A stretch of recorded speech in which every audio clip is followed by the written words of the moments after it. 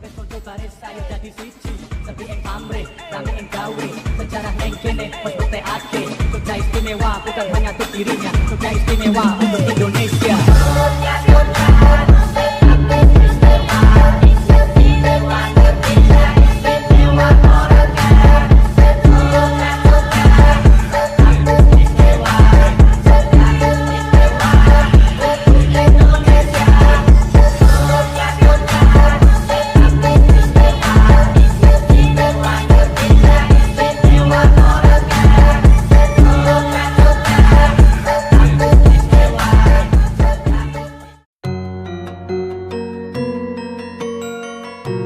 SMK Kesehatan Winatama adalah lembaga pendidikan yang berkomitmen mencetak tenaga profesional di bidang kesehatan. Berlokasi di Jalan Monumen Jogja Kembali nomor 134 Kemawang Sinduadi, Melati, Sleman, Yogyakarta. Sekolah ini memiliki 2 program keahlian unggulan, pelayanan teknologi farmasi dan layanan kesehatan. Sebagai bagian dari kepedulian terhadap lingkungan dan masyarakat, SMK Kesehatan Winatama menjalankan program GITAR, Gerakan Peduli Lingkungan Sekitar. Dalam program ini, siswa diterjunkan langsung ke lapangan untuk berinteraksi dan berkontribusi kepada masyarakat. Kegiatan ini bertujuan melatih keterampilan komunikasi siswa dengan warga sekitar, serta memberikan dukungan psikososial bagi lansia. Untuk pelaksanaan program GITAR, kami memilih Padukuhan Sumberan dan Desa Bangunrejo sebagai lokasi kegiatan. Berikut adalah laporan video dari kelompok 1, kelas 11 Keperawatan 1.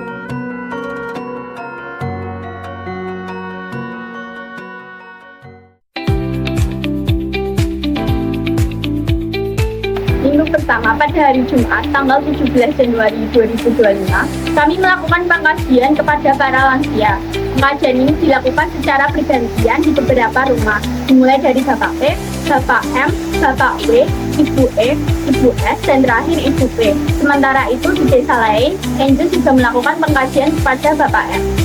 Pertama, kami mengunjungi rumah Bapak P, seorang lansia berusia 64 tahun yang memiliki diagnosa medis hipertensi. Setelah dilakukan pengkajian, diketahui Bapak P memiliki penyakit hipertensi yang diturunkan dari ibunya. Bapak P menyatakan bahwa ia telah mengurangi makanan tinggi garam serta bersantan. Pola makannya teratur, yaitu 3 kali sehari dengan porsi penuh. Dalam hal asupan cairan, Bapak P hanya minum air putih sekitar 5 kali sehari. BAK sehari 3 kali saat bangun tidur, sore hari dan sebelum tidur, dan tidak terdapat ada darah. BAB sehari sekali, fesesnya tidak terlalu keras dan cair, serta tidak terdapat darah. Pola istirahatnya, setiap hari tidur siang dari jam 1 sampai jam 3 siang, dan tidur pada malam hari jam 10. Kemudian, pola sosial Bapak P masih aktif mengikuti kegiatan ronda malam.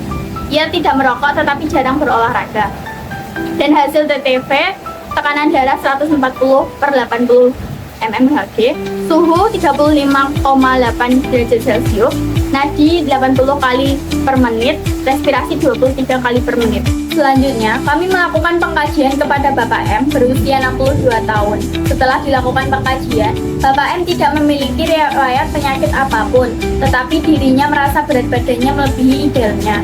Pola makannya teratur, yaitu 3 kali sehari dengan porsi penuh. Dalam hal asupan cairan, Bapak M minum segelas air putih 4 kali sehari. BAK sehari 3 kali, tidak terdapat ada darah. BAB normal, fesesnya tidak keras dan cair, serta tidak terdapat darah. Pola istirahatnya tidur jam 10 malam. Kemudian sosialnya, Bapak M aktif mengikuti kegiatan ronda malam. Ia tidak merokok dan jarang berolahraga.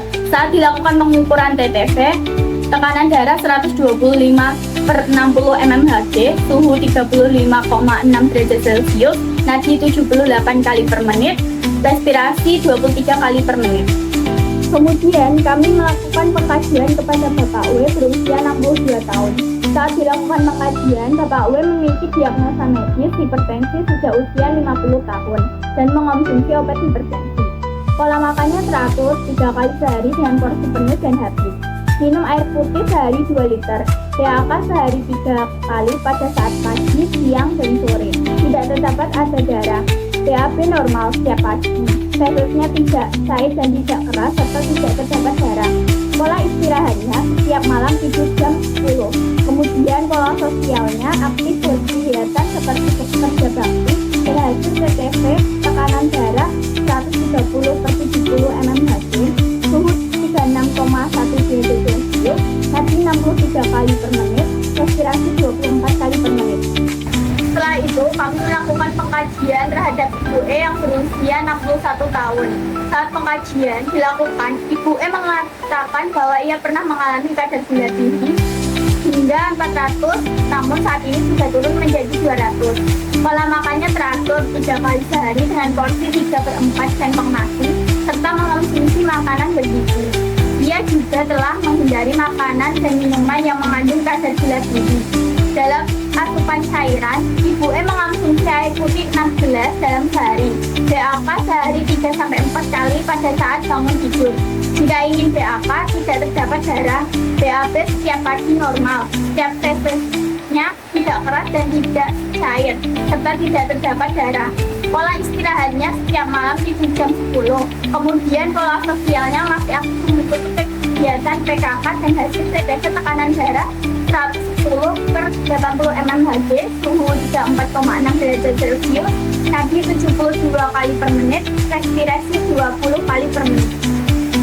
Selanjutnya, kami melakukan pengkajian kepada Ibu yang berusia 63 tahun. Setelah dilakukan pengkajian, Ibu S tidak memiliki riwayat penyakit apapun. Pola makannya sehari 3 kali dengan porsi lebih dari 1/4, terkadang habis dan terkadang tidak habis. Dalam asupan cairan, Ibu S minum air putih kurang dari 8 gelas. BAK sehari 3 kali pada saat bangun tidur. Sebelum tidur dan siang hari tidak terdapat ada darah. BAB normal setiap pagi. Fetusnya tidak terlalu keras dan tidak terlalu lembek, serta tidak terdapat darah. Pola istirahatnya setiap malam tidur jam 10. Kemudian pola sosialnya masih aktif mengikuti kegiatan arisan PKK, senam bersama masyarakat, dan untuk hasil TTV diperoleh hasil tekanan darah 110/80 mmHg, suhu 35,2 derajat Celcius, nafas 24 kali per menit, respirasi 63 kali per menit. Terakhir, Angel melakukan pengkajian kepada Bapak R yang berusia 83 tahun. Setelah dilakukan pengkajian, Bapak R memiliki riwayat penyakit asam lambung. Pola makannya sehari 2 kali sehari, tidak tertentu setiap harinya, dan sangat suka makan makanan pedas. Bapak R biasanya minum 7 kali sehari dan tidak tentu setiap harinya, dan sangat suka minum kopi. BAK sehari 3 kali dan lancar dalam BAK-nya. BAB terkadang normal, terkadang susah untuk dikeluarkan. Pola istirahatnya setiap malam tidur jam 12 sampai jam 1 pagi. Kemudian pola sosialnya sudah jarang mengikuti kegiatan sosial. Hasil TTV diperoleh hasil tekanan darah 130/60 mmHg, suhu 36,2 derajat Celcius, nafas 22 kali per menit, nadi 69 kali per menit. Kemudian kami melakukan pengkajian kepada Ibu E berusia 64 tahun yang memiliki hipertensi dan tidak memiliki penyakit keturunan. Pola makan teratur 3 kali sehari dengan porsi penuh 1 sendok nasi serta makan makanan bergizi. Minum air putih 8 gelas sehari. BAK sehari 4 kali sehari sebelum tidur, sudah tidur daripada sore hari dan siang hari.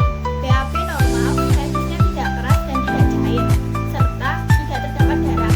Pola istirahatnya setiap malam tidur jam 9. Kemudian pola sosialnya masih aktif mengikuti kegiatan arisan dan hasil TTV tekanan darah 170 mmHg, suhu 35,8 derajat Celcius, nadi 53 kali per menit, respirasi 18 kali per menit.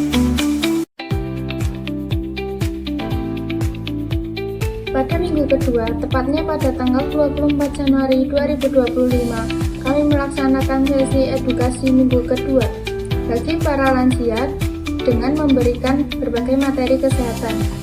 Jadi, saya akan melakukan pembahasan tentang pola makan sehat untuk cegah obesitas.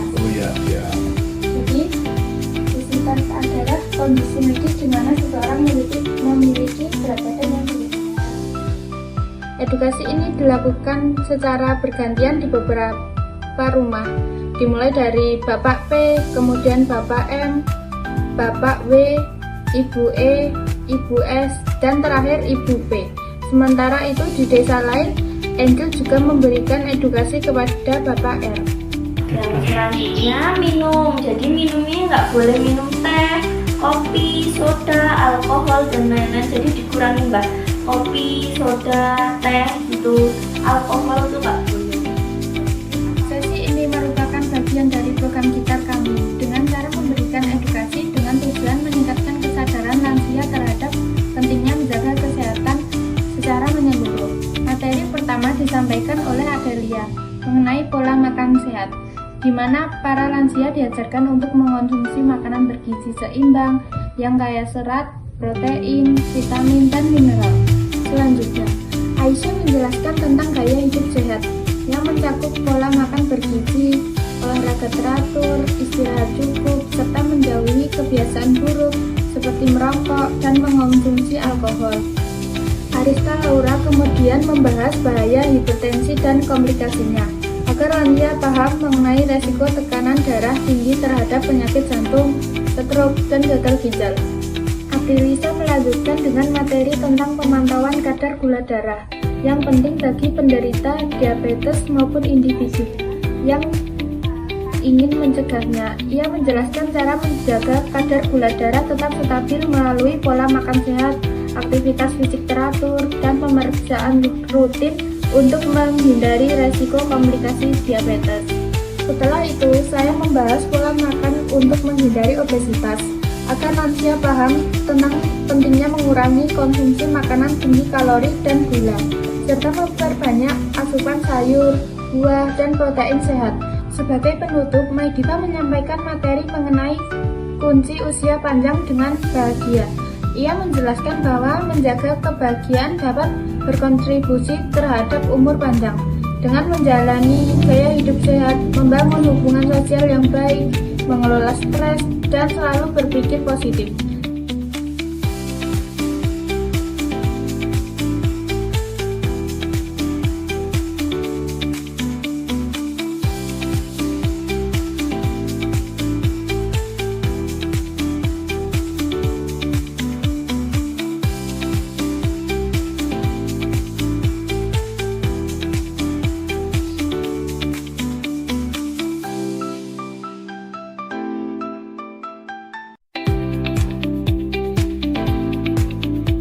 Pada minggu ketiga, kami mendatangi rumah beberapa lansia, yaitu Ibu P, Bapak B, Bapak M, Bapak W, Ibu S, Ibu E, dan Bapak. Dalam edukasi yang kami lakukan, materi pertama yang saya sampaikan adalah mengenai pola makan sehat. Setelah itu, Lisa membahas pertentangan makanan yang sebaiknya dihindari oleh penderita.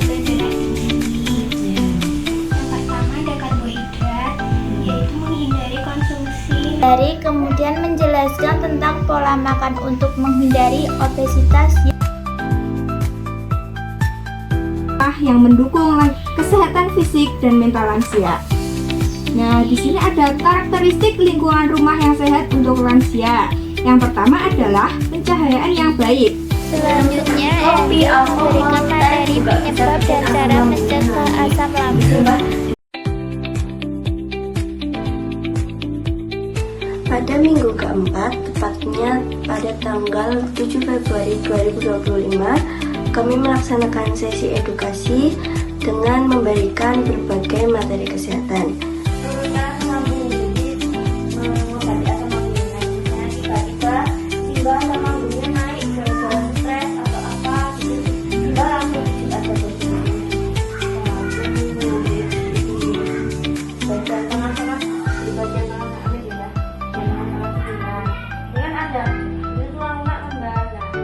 Edukasi ini dilakukan secara bergantian di beberapa rumah, dimulai dari Bapak P, kemudian Bapak M, Bapak W, Ibu E, Ibu S, dan terakhir Ibu P. Sementara itu, di desa lain Angel juga memberikan edukasi kepada Bapak R. Materi yang pertama mengenai hipertensi yang dilakukan oleh Adelia. Lansia diajarkan untuk mengkonsumsi makanan bergizi, membatasi garam, lemak jenuh, alkohol, serta mengelola stres. Yang selanjutnya, materi kepatuhan konsumsi obat hipertensi yang dilakukan oleh Aisyah. Kepatuhan mencegah komplikasi serius seperti kerusakan jantung, ginjal, dan otak. Yang selanjutnya, materi perilaku hidup bersih dan sehat (PHBS) yang dilakukan oleh Laura. PHBS bermanfaat dalam menjaga kesehatan diri, mencegah penyakit, dan mewujudkan lingkungan yang sehat. Yang selanjutnya adalah materi pijat asam lambung yang dilakukan oleh Angel. Pijat dapat membantu meredakan gejala seperti kembung dan sesak napas. Lansia disarankan menghindari kafein, stres, menjaga berat badan ideal, makan dalam porsi kecil tapi sering, serta menghindari makanan pedas, asam, dan berlemak. Yang selanjutnya, materi pengelolaan stres dan pola tidur sehat yang dilakukan oleh Aprilia. Stres dapat menyebabkan berbagai penyakit dan bisa diatasi dengan olahraga serta pola tidur yang baik. Cara menjaga pola tidur sehat adalah menghindari perangkat elektronik sebelum tidur, menciptakan lingkungan tidur nyaman, meditasi, dan menjaga jadwal tidur tetap teratur. Yang selanjutnya adalah materi nutrisi seimbang lansia yang dilakukan oleh MyDiva. Lansia membutuhkan asupan protein, lemak baik, serta kalsium, vitamin, dan mineral agar tetap sehat dan bugar.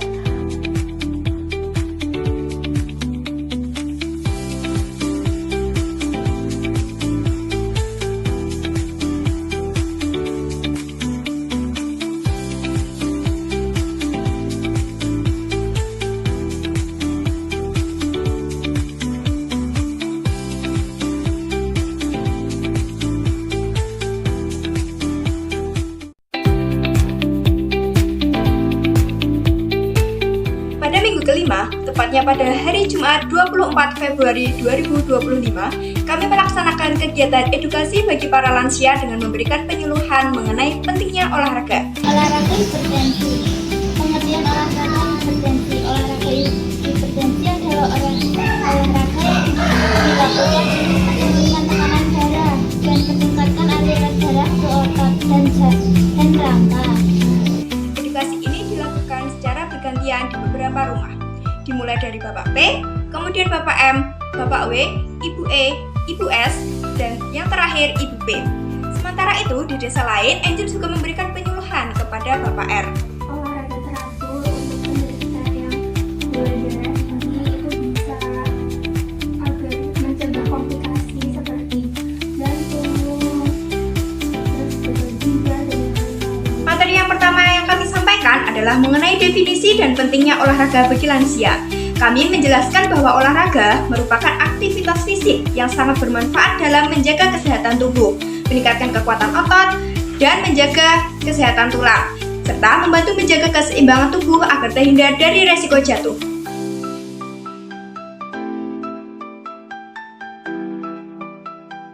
Selanjutnya, kami memberikan informasi mengenai jenis-jenis olahraga yang dapat dilakukan sesuai dengan kemampuan dan kondisi fisik lansia. Beberapa jenis olahraga yaitu latihan kardiovaskular, Yoga ringan, bersepeda, serta latihan peregangan yang membantu meningkatkan fleksibilitas tubuh.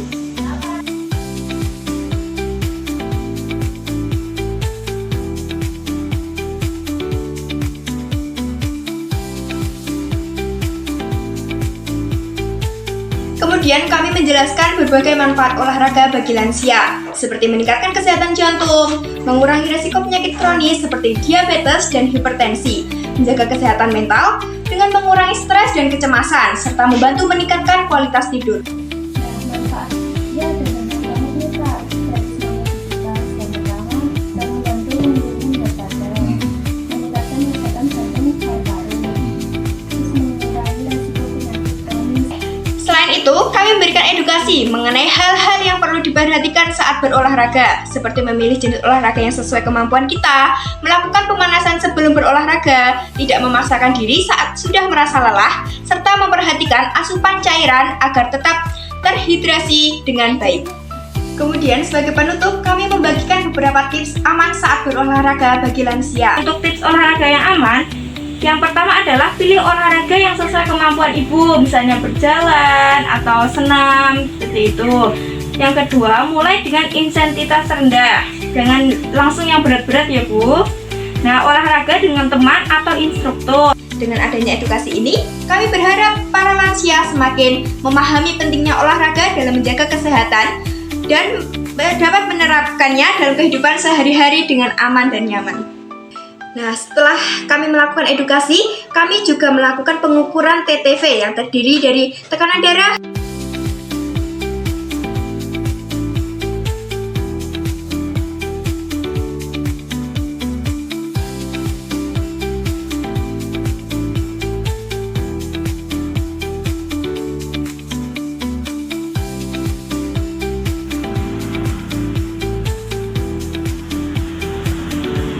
suhu,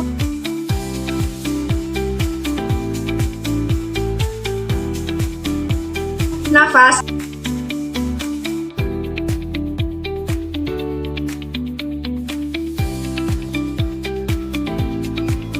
nadi.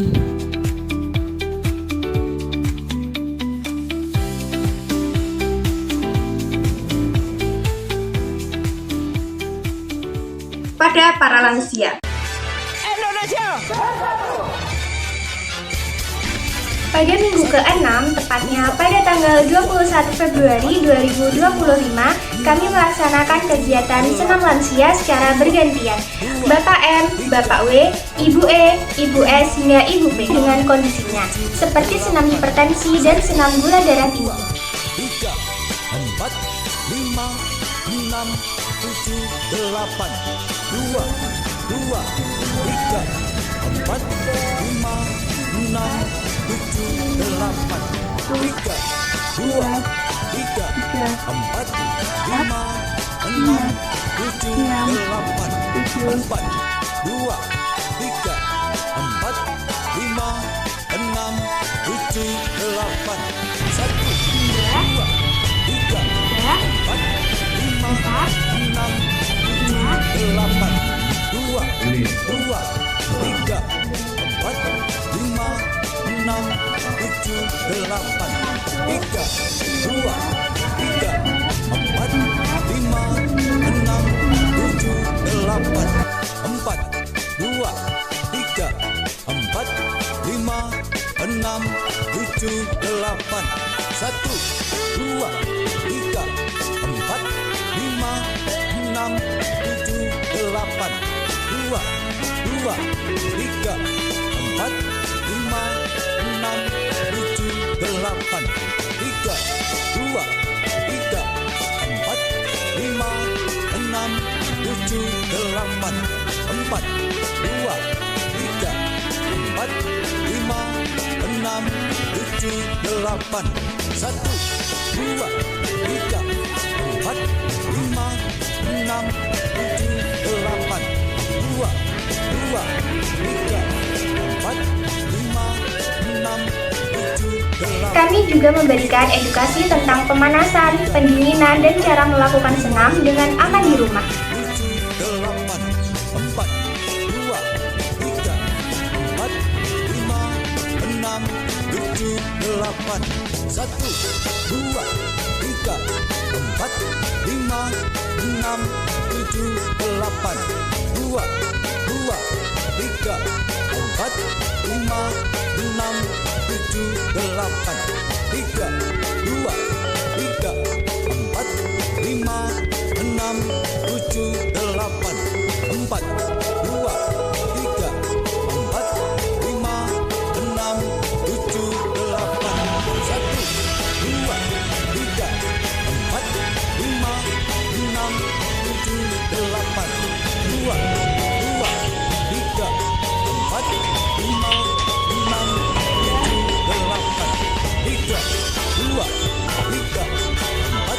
5, 6, 7, 8. Kami berharap kegiatan ini mendorong lansia untuk rutin berolahraga demi kesehatan dan kualitas hidup yang lebih baik. Setelah kami melakukan senam lansia, kami juga melakukan pengukuran TTV seperti tekanan darah.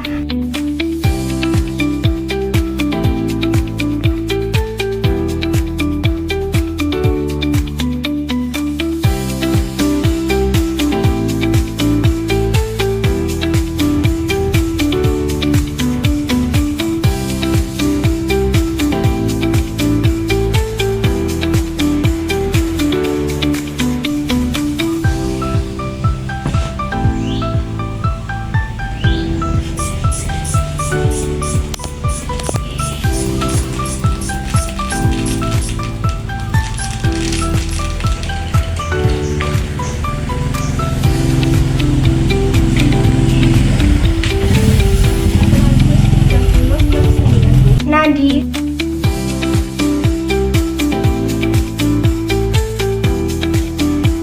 suhu, serta respirasi.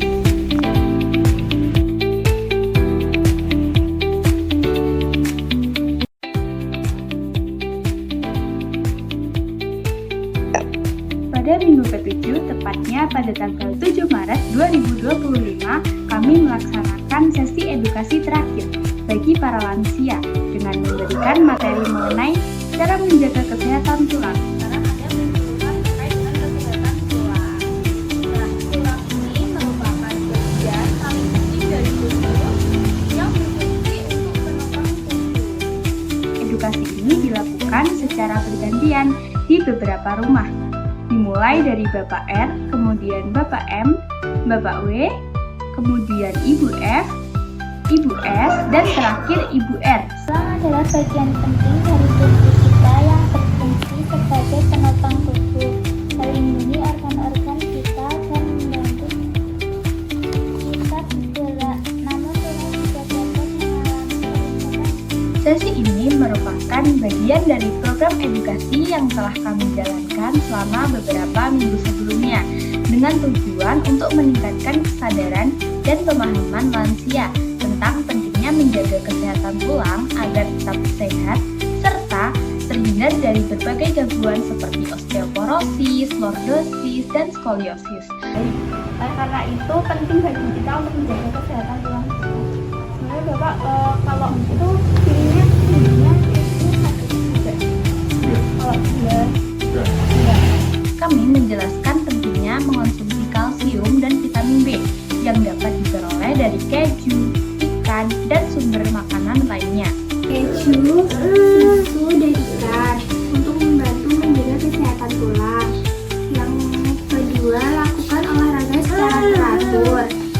Selain itu, kami mendorong para lansia untuk rutin berolahraga seperti berjalan kaki dan senam sehat guna untuk menjaga kekuatan serta kepadatan tulang. Dapat mengurangi kepadatan tulang karena merokok mengganggu penyerapan kalsium dan alkohol mengganggu fungsi saraf tulang. Dengan edukasi ini, kami berharap para lansia dapat menerapkan kebiasaan sehat dalam kehidupan sehari-hari agar tetap aktif, bugar, dan memiliki kualitas hidup yang lebih baik di usia lanjut.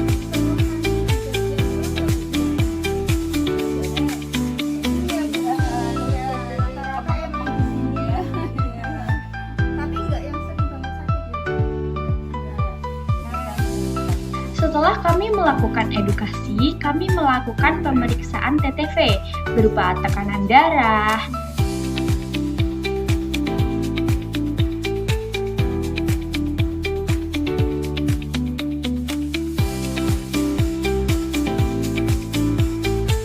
nadi,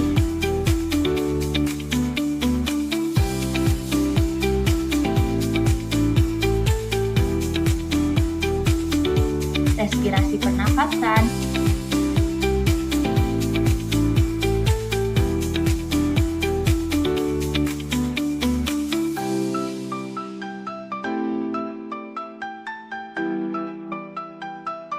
dan suhu tubuh bagi para lansia.